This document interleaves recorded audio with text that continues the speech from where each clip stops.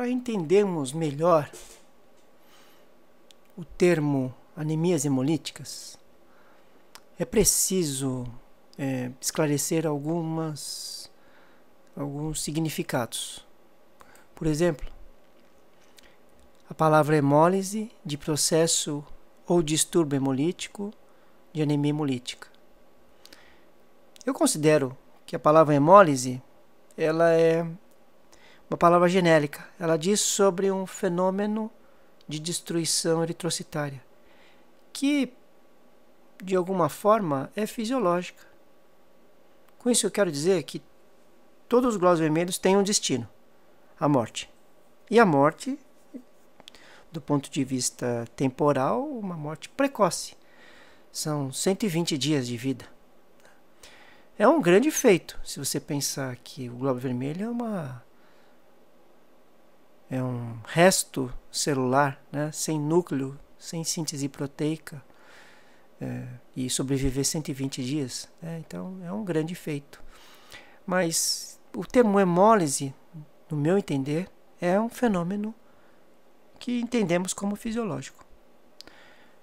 Quando falamos em processo hemolítico de um glóbulo vermelho, veja, não estamos falando sobre algo que é dentro do esperado do glóbulo vermelho, que é basicamente um resto celular que tem hemoglobina, membrana e uma via metabólica simplificada.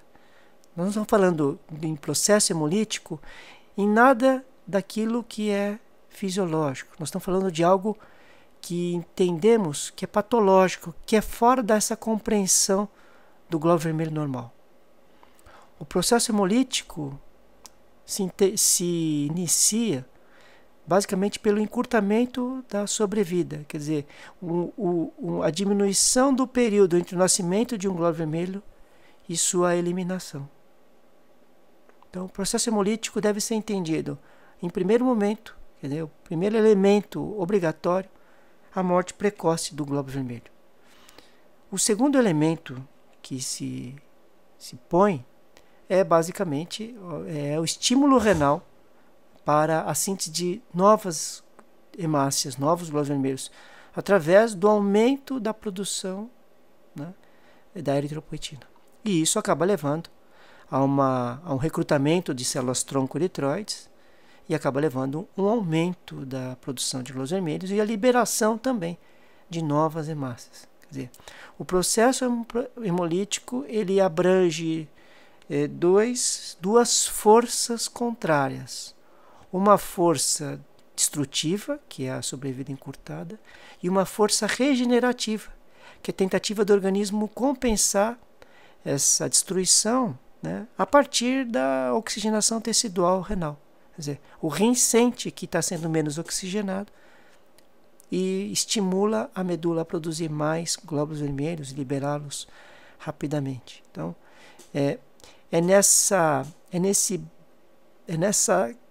nesse equilíbrio entre destruição e regeneração que nós temos o distúrbio hemolítico.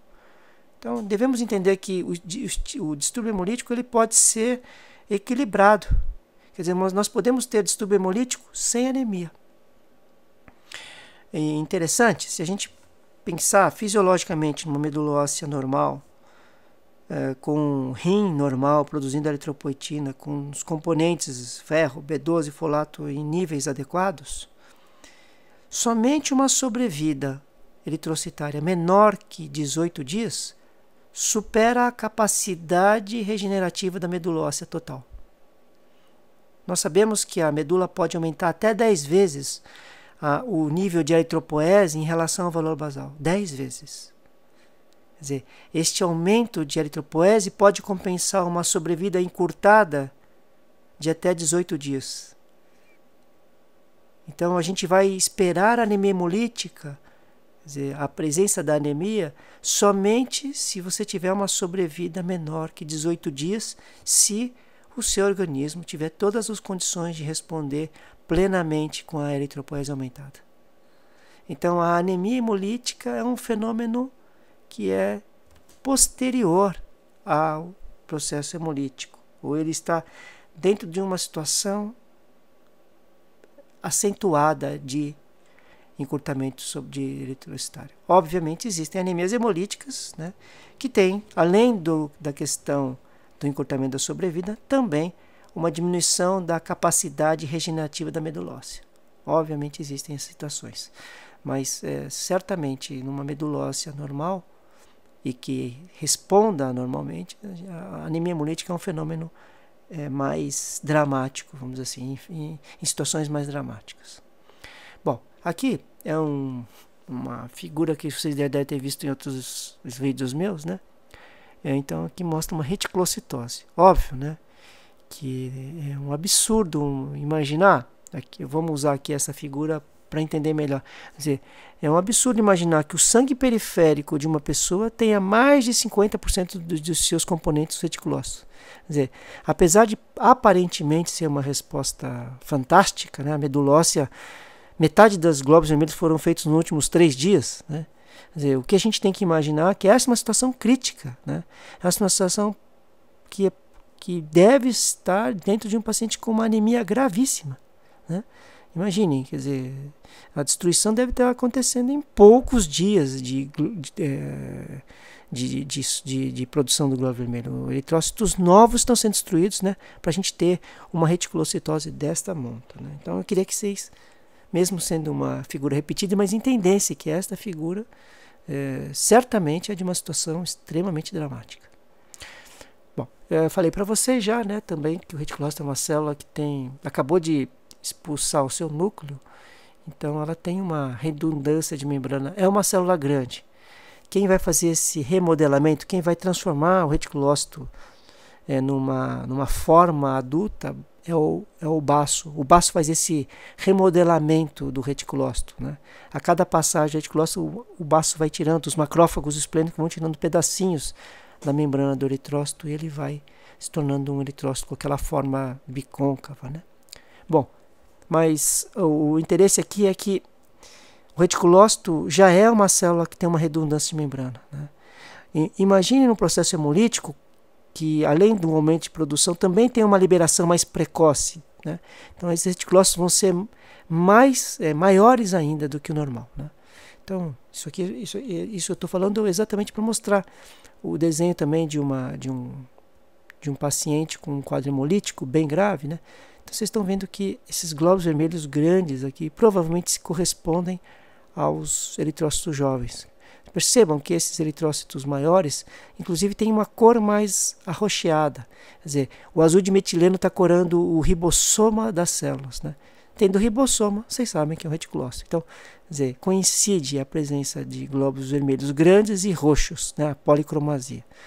O que chama atenção de uma forma geral aqui, né? Essa palavra anisocitose está dizendo isso. Existem muitos glóbulos vermelhos diferentes de tamanho. Então vocês vejam uma variação de tamanho grande. É a perda, né? O ISO, né? A perda da homogeneidade das células eritrocitárias, né? Então a perda da homogeneidade das células. Então a variação de tamanho desse esfregaço sanguíneo chama a atenção. Além disso, vocês estão vendo os eritroblastos. Quer dizer, a medula está lançando mão de células ainda não maturas, porque a hipóxia é muito importante. Então, a hipóxia tem esse papel também. Além de estimular a própria produção maior de eritropoetina, também faz a medula óssea soltar células mais jovens, no caso aqui os eritroblastos, né? Então, eritrócitos com núcleo, né? Então, células muito jovens. E também vocês estão vendo o que eu já citei, a policromasia, né? E a macrocitose também. Vocês estão vendo as hemácias bem grandes. Então, esse aqui seria os achados comuns, né, da maioria dos processos hemolíticos importantes, né, no hemograma. Então, na morfologia a gente pode observar esses achados.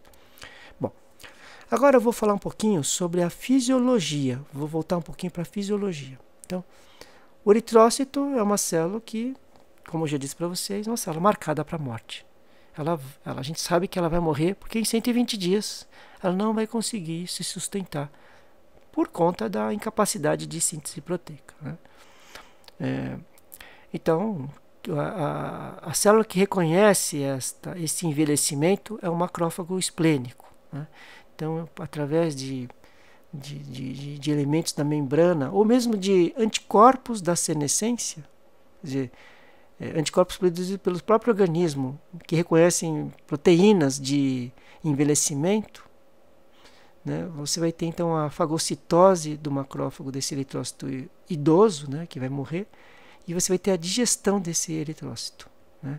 Então você vai digerir basicamente o conteúdo principal, que é a hemoglobina.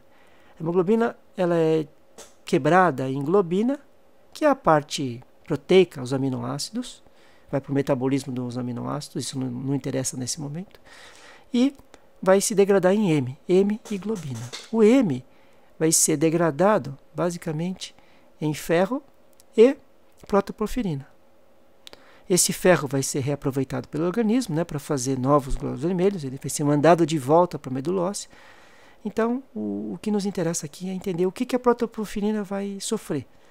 A protoporfirina vai se degradar em monóxido de carbono, né? É a única reação do organismo que produz o monóxido de carbono, e esse monóxido de carbono vai chegar nos pulmões e vai ser eliminado, né, na expiração. Então, se a gente dosar o monóxido de carbono na expiração, a gente pode ter uma ideia do grau de destruição de glóbulos vermelhos, né? Então, é um marcador gasoso de destruição de glóbulos vermelhos é o monóxido de carbono produzido no nosso corpo. Então, a protoporfirina libera o monóxido de carbono e se transforma em bilirrubina indireta. Aqui, obviamente, eu fiz uma simplificação do metabolismo, já colocando diretamente a bilirrubina indireta. A bilirrubina indireta não fica no macrófago, tem que ser levada, tem que ser mandada embora. Quem faz isso é a albumina. A albumina carrega a bilirrubina indireta até o fígado. No fígado, essa bilirrubina vai ser conjugada, né, a gente chama de bilirrubina direta, vai ser conjugada, quer dizer, vai ser aliada ao ácido glicurônico. Isso vai provocar uma solubilidade dessa bilirrubina direta e ela vai ser encaminhada pelos canalículos hepáticos até as vias biliares e até a vesícula biliar, onde vai ficar armazenada. Quando a gente come, essa vesícula biliar contrai e libera essa bilirrubina direta para o intestino, que se torna estercobilinogênio, que também, né, é um pigmento, é o pigmento marrom das nossas fezes, é originário da destruição dos glóbulos vermelhos. Então, vejo que a bilirrubina é um pigmento amarelado, a bilirrubina direta também é um pigmento levemente esverdeado, né? E o estercobilinogênio, ele é marrom. E boa parte desse estercobilinogênio é eliminado pelas fezes, né? Então, quer dizer, nós destruímos o eritrócito e essa destruição aparece nas fezes, é eliminada pelas fezes, na forma de estercobilinogênio. Uma parte desse estercobilinogênio é reabsorvida e aí no rim ela vai ser excretada sob a forma de urobilinogênio. O urobilinogênico é o único metabólito que não é um pigmento, ele não tem cor. Então a excreção diária de urobilinogênio, ela pode ser dosada na urina, mas ela não é visível clinicamente, né? Então isso é um dado importante. Então a nossa destruição de hemoglobina vai produzir protoporfirina, que vai ser degradada em estercobilinogênio nas fezes e na forma de urobilinogênio pelo rim. Então nós vamos ter uma excreção fecal e renal. Também eu queria dizer para vocês que há uma certa simplificação do metabolismo aqui, para que a gente não... para entendimento, mas é um pouco mais complexo. Existem alguns passos que eu acabei omitindo aqui, mas eu acho que para a compreensão clínica está excelente. Bom, vamos ver outra forma, né, de destruição do glóbulo vermelho. Quer dizer, o glóbulo vermelho pode ser destruído no macrófago esplênico, principalmente no macrófago esplênico, mas ele pode também ser destruído na própria circulação. Quer dizer, pode haver uma hemólise intravascular normal. Todos nós temos esta hemólise intravascular normal todo dia. Alguns glóbulos vermelhos morrem durante a circulação. Então, na hora que o glóbulo vermelho é destruído, essa hemoglobina fica livre no plasma. E aí ela vai se dimerizar, quer dizer, ela vai de tetrâmero virar dímeros. E esses dímeros, por serem pequenos, eles podem ser excretados no rim, na forma de hemoglobinúria. Não é uma boa ideia para o organismo perder hemoglobina pela urina, porque ele vai perder o ferro. Então, o ferro é um elemento que deveria voltar para a medula óssea para fazer novos glóbulos vermelhos. Então, o organismo não gosta de perder os dímeros de hemoglobina. né? Não gosta de que a hemoglobina vire hemoglobinúria, né? Então, o fígado produz uma proteína chamada aptoglobina. Isso é fisiológico. Todo dia produzimos aptoglobina. A aptoglobina também é uma proteína de fase aguda. Então, em processos inflamatórios, ela também pode aumentar a sua quantidade, né? O fígado produz maior quantidade na inflamação. Mas a aptoglobina tem a principal função de capturar, né? Aptos é capturar. Capturar esses dímeros livres de hemoglobina livres no plasma e evitando, assim, por formar um complexo grande, né, a perda pela via renal. Então, esse complexo de aptoglobina e hemoglobina é enviado, é captado novamente pelo fígado, onde ele vai reaproveitar esse ferro e vai mandar de volta para a medula óssea. Então, vocês estão vendo que a hemoglobina que é liberada fisiologicamente, né, ela é captada por essa aptoglobina para que a gente não perca o ferro dessa hemoglobina livre no plasma. Então, isso aqui seria a operação captura de hemoglobina do plasma. A hemólise intravascular fisiológica, né, não leva à hemoglobinúria por conta da aptoglobina. Bom, então é essa ideia de um reaproveitamento do ferro. Sobre o processo hemolítico, né? Nós voltamos então agora na questão patológica. O processo hemolítico ele pode acontecer sem anemia. Nós já explicamos para vocês, né, que o processo hemolítico depende, obviamente, da regeneração da medula óssea e do grau de sobrevida desse eritrócito, do quanto essa sobrevida foi afetada, né? E falamos para vocês que se a medula estiver em ótimas condições, com todos os nutrientes, né, com o rim normal, nós vamos ter aí uma anemia apenas numa situação já com um encurtamento bem acentuado dos glóbulos vermelhos. Então, quando tem anemia no processo hemolítico, né, nós podemos ter duas evoluções, quer dizer, isso vai depender da instalação da sobrevida encurtada. Ela pode ser crônica, como é na maioria das anemias hemolíticas hereditárias, né, quer dizer, tem uma evolução crônica estável, vamos dizer assim, e pode ser aguda, principalmente nos fenômenos adquiridos. Então, quer dizer, existem anemias crônicas e anemias agudas. Isso está diretamente ligado à velocidade de instalação e da intensidade desta destruição. E uma coisa também muito importante é que os pacientes que têm anemia hemolítica crônica podem agudizar essa anemia. Então, isso é muito importante quando a gente entende assim que esses pacientes às vezes não nos procuram na fase crônica, mas nos procuram quando existe uma agudização desse processo. E a agudização das anemias hemolíticas acontece classicamente por 3 mecanismos, né? Existem doenças que têm outros mecanismos, mas aqui é uma forma genérica de apresentar essas manifestações agudizadas. Então, existe a crise hemolítica, né? Isso acontece, por exemplo, numa esferocitose hereditária, uma doença que nós conhecemos, e que tem acentuação da hemólise em infecções. Então, os pacientes contam que acentuam a anemia em infecções. Ou a gente vê um paciente com uma infecção e vê um quadro hemolítico junto, né? Então, isso é muitas vezes sugestivo de esferocitose hereditária, né? Principalmente quando existe história familiar. Bom, outro elemento importante, né, que leva a uma agudização da anemia é a crise aplástica. Esse termo crise aplástica, ele na realidade ele é uma infecção por um vírus chamado parvovírus B19. Esse parvovírus ele gosta de infectar eritroblastos, ele tem tropismo pelos eritroblastos e destrói esses eritroblastos. Então vocês entendem que o indivíduo tem uma anemia hemolítica crônica e por conta dessa infecção desses eritroblastos construídos, ele faz uma acentuação da anemia. Não por conta de um encurtamento da sobrevida, mas porque a medula óssea deixa de responder. Tá? Então essas crises aplásticas são interessantes porque os pacientes pioram da anemia, mas os sinais da hemólise não se acentuam em geral, né? Então essa é uma característica importante. Outra característica importante é que a gente vai dosar o reticulócito desses pacientes, elas estão... a gente não encontra praticamente reticulócitos, a gente encontra até às vezes reticulócitos 0%. Quer dizer, aquilo que a gente espera alto está baixo na crise aplástica. E a crise megaloblástica é uma consequência que não é tão aguda assim, mas que pode piorar uma anemia hemolítica crônica. Então, é a deficiência de ácido fólico que acontece nos pacientes com processo hemolítico crônico, porque o ácido fólico é um elemento que não tem reserva no nosso organismo.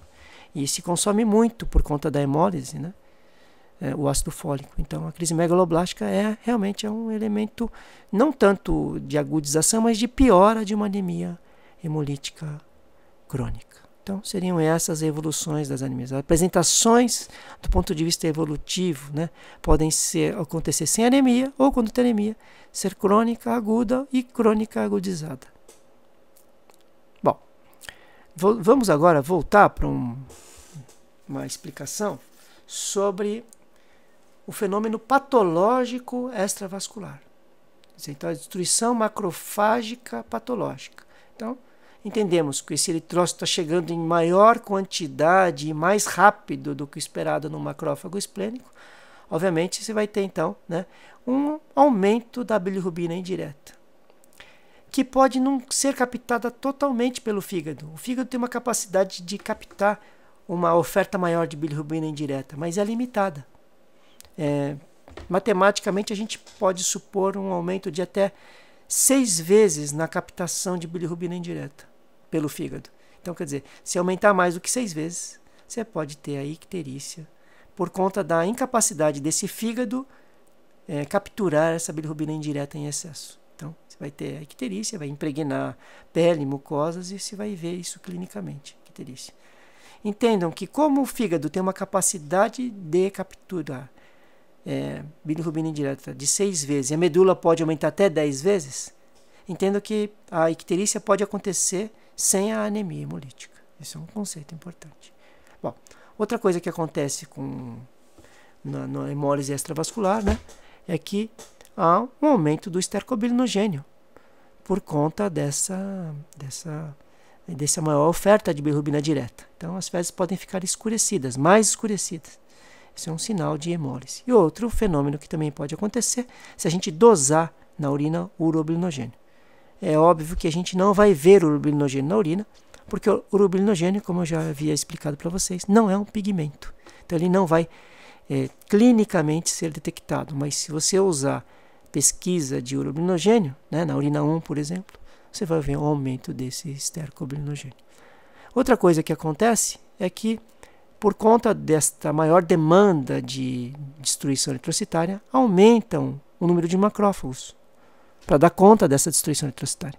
Então você vai ter esplenomegalia ou hepatomegalia. Vai depender do tipo de doença hemolítica que está envolvida. Então, nas hemólises chamadas extravasculares ou macrofágicas, você pode ter aumento do fígado, pode ter aumento do baço, pode ter aumento dos dois, né? Isso, obviamente, cada doença tem características específicas. Isso vocês vão ver de doença a doença.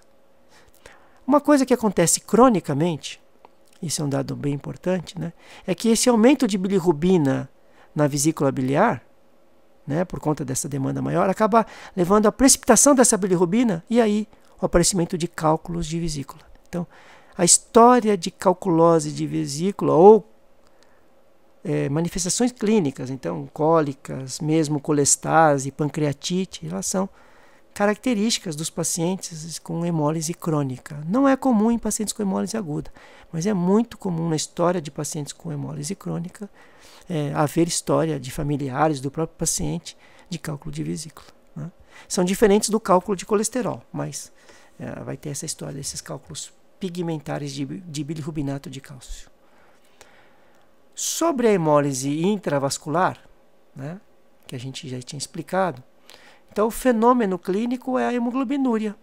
Quer dizer, a capacidade que a aptoglobina tem de capturar a hemoglobina livre é limitada, né? Calcula-se que 50 ml de sangue zeram a aptoglobina. Então a aptoglobina ela é produzida fisiologicamente. Por isso que a gente observa então que pacientes que têm hemólise intravascular, né, tem diminuição da aptoglobina. E aí, a hemoglobina livre vai para a urina, vai ter essa cor de água de carne, água de cor de Coca-Cola, né? Aqui vocês estão vendo a evolução de uma hemólise intravascular e a sua evolução durante os dias. Então, tem um surto hemolítico e depois essa urina vai clareando, tá? Então, essa seria a evolução de um paciente com hemoglobinúria, né, dia a dia. Tá? Então isso é muito importante de aprender. A hemoglobinúria é a manifestação que escurece a urina. Na realidade, nós temos a hemólise extravascular e intravascular em praticamente todos os pacientes. Quer dizer, é muito raro haver uma hemólise puramente extravascular, puramente intravascular. Quer dizer, o componente intravascular está presente nas hemólises extravasculares e vice-versa, né? E como para zerar a aptoglobina necessita-se apenas de 50 ml de hemólise intravascular, praticamente todas as hemólises, todos os pacientes com anemia hemolítica ou com processo hemolítico clinicamente detectável têm aptoglobina zero. Então a aptoglobina é muito menos um sinal da hemólise intravascular, não deixa de ser, mas é muito mais uma manifestação precoce ou sensível da hemólise. Então isso é um conceito que é muito importante vocês entenderem. Não existe, provavelmente, né, hemólise puramente intravascular ou extravascular. Né? Bom, sobre os dados clínicos, nós temos, obviamente, né, nos casos mais graves, quer dizer, a anemia como manifestação dos processos hemolíticos. Então, lembrando isso, né, quer dizer, se eu te perguntar na prova qual é o dado laboratorial e clínico que está relacionado com a maior gravidade de um processo hemolítico? Resposta: anemia, o grau de anemia. Né? A icterícia também, né, por bilirrubina indireta, também é um dado que aparece clinicamente, né, nos pacientes com anemia hemolítica. Né? Obviamente é importante no quadro ictérico de você fazer um diagnóstico diferencial de icterícia colestática, né, que difere por ter outros achados, por exemplo, por ter prurido, né, por ter colúria, né. Então são dados que são da hemólise, da icterícia colestática, quer dizer, pela obstrução das vias biliares, né. Então é diferente da icterícia não colestática que nós vemos nas hemólises. A esplenomegalia, a hepatomegalia, né, as fezes escurecidas pela presença maior de estercobilinogenio, e no caso de alteração de urina, né, geralmente a hemoglobinúria. E as complicações que eu falei para você da calculose de vesícula biliar, pancreatite, colicistite, cólicas biliares. Então, os dados clínicos são esses. Os dados laboratoriais não deixam de ter correlação, né? O aumento de bilirrubina indireta sérica, o aumento do DHL. O DHL é uma enzima intracelular universal. Então, toda destruição celular leva ao aumento de DHL. Então, o aumento de DHL não é um achado exclusivo de hemólise, mas é um dado que a gente observa, né? Inclusive, é um parâmetro de gravidade, né? Nos dias, a gente vai vendo a evolução da hemólise pelo DHL. Né? Outro dado laboratorial, que já foi citado, é a dosagem do lubrilinogênio urinário, que está aumentado na hemólise extravascular. A diminuição de aptoglobina, que eu falei para vocês que tem duas funções. A primeira por ser um marcador de hemólise intravascular. E a segunda por ser um marcador precoce. Né? A diminuição de aptoglobina não tem relação com a gravidade da hemólise. Ela está presente na maioria dos pacientes com anemia hemolítica. E a hemoglobinúria, que é um dado da hemólise intravascular. Sobre o hemograma, a gente já citou alguns dados, né? Mas a anemia é um dado da anemia hemolítica. Né? Nem todo o processo hemolítico tem anemia, mas quando tem, obviamente, detectamos pela diminuição de hemoglobina em hematócrito, né? O aumento do VCM, aumento do tamanho dos glóbulos vermelhos, o aumento da variação do tamanho dos glóbulos vermelhos, a anisocitose, e no esfregaço a policromasia, a macrocitose, a eritroblastos, a anisocitose. Também cada doença tem sua morfologia específica. Por exemplo, na anemia falciforme, nós vamos encontrar esses drepanócitos. Na esferocitose ou na anemia hemolítica autoimune, nós encontramos esferócitos. Os esquistócitos estão relacionados com as anemias de fragmentação eritrocitária, nas doenças, basicamente doenças que envolvem endotélio, né, que levam, inclusive, é muito comum ter plaquetopenia na presença de esquizócitos. Né? Então, as síndromes de fragmentação eritrocitária. Hemácias em alvo são características de algumas doenças, principalmente uma doença chamada hemoglobinopatia SC. E muitas outras que estão descritas nos vídeos aí. E o reticulócito também vai ter um aumento, né? Exceto na crise aplástica, como eu já tinha falado para vocês. Lembrem que o hemograma, apesar da gente falar que é hemograma completo, é um dos exames mais incompletos que existe. Então, quando você pede um hemograma completo, não vem a dosagem de reticulócitos. Vocês têm que pedir a dosagem de reticulócitos para ter esse resultado, tá? Então, isso é importante. O hemograma completo, lembrem, é um exame incompleto. Sobre a classificação das anemias hemolíticas, não há nenhuma classificação ideal. Todas as classificações têm problemas. Problemas no sentido que a gente não pode usar apenas uma. Mas, óbvio que a gente pode usar esse conjunto de itens para chegar, vamos dizer assim, para entender as anemias hemolíticas. Então, isso ajuda muito. Então, a gente, quando vê clinicamente o paciente, a gente deve ver se o fenômeno é mais extra ou intravascular. Então, clinicamente, laboratorialmente, o que predomina? Então, isso é muito importante. Se tiver hemoglobinuria, por exemplo, a hemólise intravascular. Se tiver mais icterícia, cálculo de vesícula, lembrem, é um quadro mais extravascular. Né? Obviamente, se tem cálculo de vesícula, a gente também pensa em quadros mais crônicos. Né?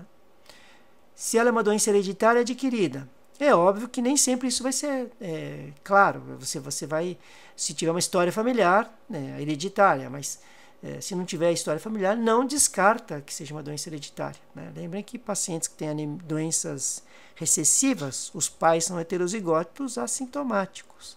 Então, nem sempre uma anemia hereditária tem histórico familiar. Né? Uma das doenças que tem caracteristicamente história familiar é a esferocitose hereditária, já que a maioria das esferocitoses hereditárias é autossômica dominante. Então, a história familiar, né, de hemólise extravascular é bem sugestiva de esferocitose hereditária. Né? A adquirida está diretamente ligada à ausência de uma hereditariedade em pacientes mais velhos, né? Adultos, por exemplo. Né? A gente sempre tende a pensar menos em hereditária, né, se não tiver história anterior. Mas há exceções, quer dizer, o fato de ser um adulto com hemólise não descarta uma anemia hereditária, uma anemia hemolítica hereditária. Se a doença ela é intracorpuscular ou extracorpuscular, nos ajuda muito. Né? Quer dizer, é uma doença que está dentro do glóbulo vermelho, quer dizer, é uma doença de membrana das enzimas, da hemoglobina, ou é alguma coisa fora. Né? Então isso ajuda, mas isso é muito mais fisiopatológico, isso é muito mais para você compreender a hemólise, é muito menos clínica do que parece isso, né? Mas é uma classificação que se usa muito. Se há uma doença do glóbulo vermelho que leva à destruição, ou se alguma coisa extra a glóbulo vermelho que está levando à destruição. E, obviamente, se a manifestação é aguda ou crônica, ajuda muito a entender essa doença. Já falei para vocês que existem, então, agudizações. Quer dizer, você pode ver um quadro agudo e, na verdade, ser uma agudização de uma doença crônica. Então, tem que estar muito esperto. Né? Não é tão fácil utilizar essa classificação, mas ela é interessante como uma forma de você entender as peculiaridades das doenças hemolíticas. Bom, vou falar um pouquinho sobre as anemias adquiridas. Né? Vou fazer um pequeno desenho das anemias hemolíticas adquiridas. Né? Então, certamente são nomes que vocês nunca ouviram falar, mas é importante citá-las. Né? Então, existe uma entidade chamada hemoglobinuria paroxística noturna, e apesar de parecer que a hemólise vai aparecer na urina, 10% dos pacientes só têm hemoglobinuria. Então, é um nome que é inadequado. Foi importante para descrever a doença, mas a regra não é essa. Né? Então, qualquer anemia hemolítica no adulto, isso não acontece em crianças, mas qualquer anemia hemolítica em adulto deve se lembrar da hemoglobina paroxística noturna. Como eu falei para vocês, a hemoglobinuria pode estar ou não clinicamente detectável. Né? E ela é paroxística, então ela pode correr em surtos. Essa questão noturna seria porque os pacientes citariam a hemoglobinuria pela manhã. Mas, como disse para vocês, essa manifestação é a menos de 10% dos pacientes. Então, 90% não contam que tem uma urina escurecida pela manhã. Né? Tem um processo hemolítico. Os dados que são interessantes na hemoglobinuria é que os pacientes podem ter trombose e plaquetopenia. Então, são dois achados que talvez vocês devam estar ligados. Fenômenos trombóticos associados com anemia hemolítica, né? E plaquetopenia associada com anemia hemolítica, você deve lembrar da hemoglobinuria paroxística noturna. Óbvio que o objetivo aqui não é ensinar sobre isso, é apenas pontuar para vocês exemplos de doenças hemolíticas adquiridas. Outra doença também, esta é bem frequente, anemia hemolítica autoimune. Então, a anemia hemolítica autoimune é um fenômeno que a gente observa, é um fenômeno autoimune, são anticorpos contra os glóbulos vermelhos. Tá? Geralmente são anemias de instalação aguda, né? E mais frequentemente elas são extravasculares, então icterícia, esplenomegalia. Né? O grande diagnóstico da anemia hemolítica autoimune é a esferocitose. Ela se parece com a esferocitose clinicamente, mas, diferentemente, né, a esferocitose é uma doença mais crônica, a instalação mais crônica. A história familiar da esferocitose hereditária também é muito sugestiva. A anemia hemolítica não tem, a hemolítica autoimune não tem esta ideia. Então é importante lembrar da anemia hemolítica autoimune como uma das anemias adquiridas. As anemias hemolíticas por fragmentação, elas são ou macro ou microangiopáticas. Quer dizer, vejam que o vaso é o que está envolvido, o vaso doente. Então a microvasculatura está doente, o endotélio está doente. Né? Então isso pode ser macroangiopático, por exemplo, nas valvulopatias cardíacas ou nas próteses valvares. Isso acontece porque nessas doenças existe um turbilhonamento eritrocitário e aí acontece a fragmentação desse eritrócito. Né? Isso acontece tanto nas valvulopatias, principalmente na estenose aórtica, e acontece em todas as próteses valvares, né? Principalmente as válvulas metálicas. Então, isso é um dado de fragmentação macroangiopática.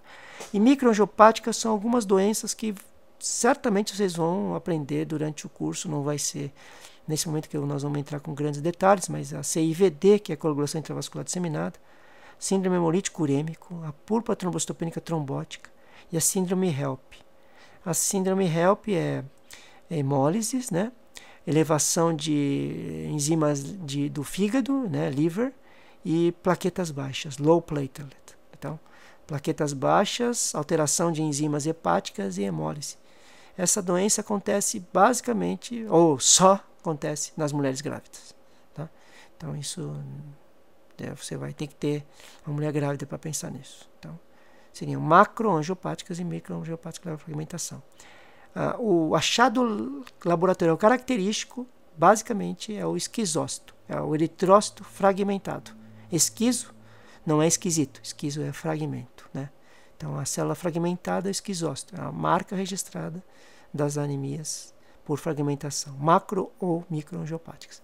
E também um achado muito comum, né, principalmente no CHU, na PTT, na HELP e na CIVD, né, é a plaquetopenia. Então, as microangiopáticas frequentemente têm também plaquetopenia. Lembrem da hemoglobinúria, mas a hemoglobina tem trombose, né, e na microangiopáticas tem plaquetopenia. As drogas também podem fazer hemólise, né?